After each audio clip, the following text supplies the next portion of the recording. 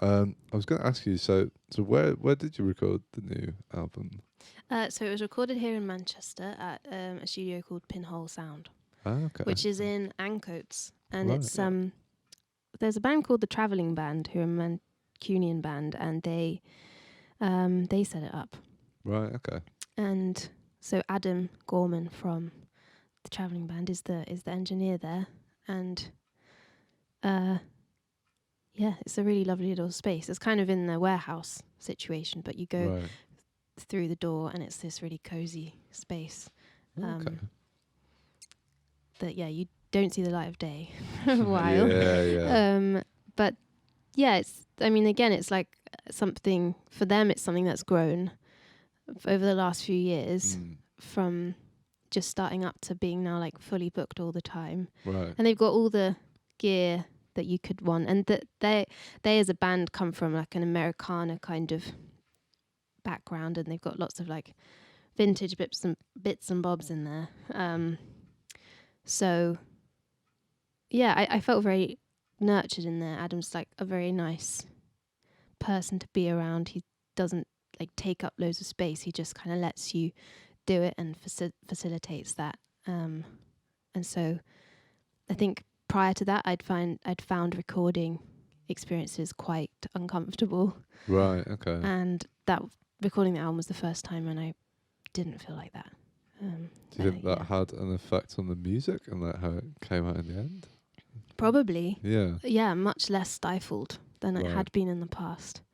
And I think also before I was working, you work with what's available to you at the time. And before I was perhaps working with people that didn't know the genre really very well. Right, okay.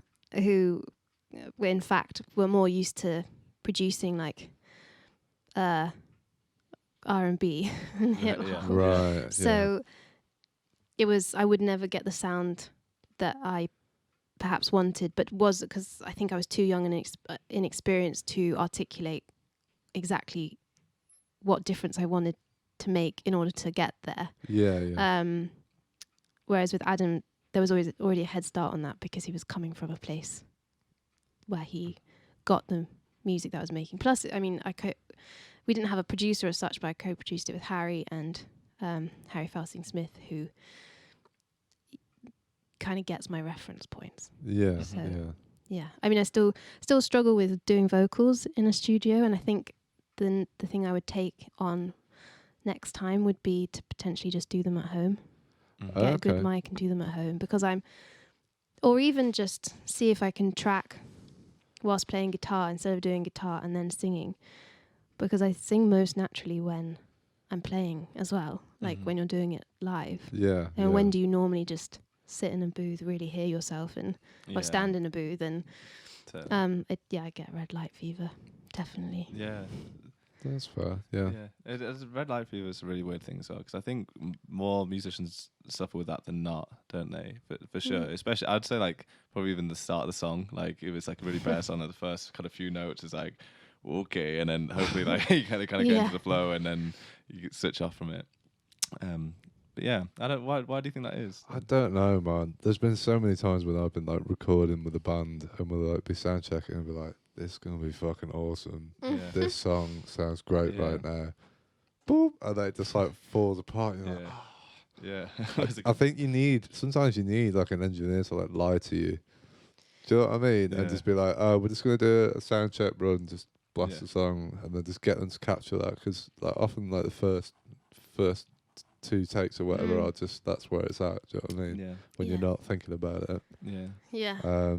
And same with like a demo as well. Have you had that before, where you've recorded a demo and you maybe just straight into a laptop or something, and it comes out, it's like, oh my god, that should be the one. Can we just master that? Don't they call that like demo-itis? Yeah, right. So you just don't want to let go of the demo. You're like, that's the best it's ever been. Yeah, exactly. What are we gonna do now? Pure. Where do we go from here? All the mistakes are perfect. Like anything that's a little bit out of tune just sounds even better than everything like it's that. It's like that cover we did of, do you know any like Mark Kozelek or Some Kill Moon? We did a cover of that. Yeah.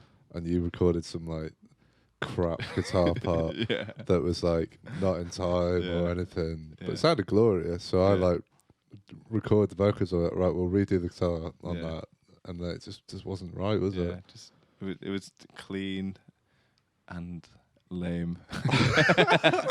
But the first one, it was like all over the shop. But yeah, there was It just something- worked, didn't it? Yeah, Clean and lame. yeah. Yeah. As in the redo that I'd tried because I made it all like in time. No, Right. we liked the clean and lameness. The first one.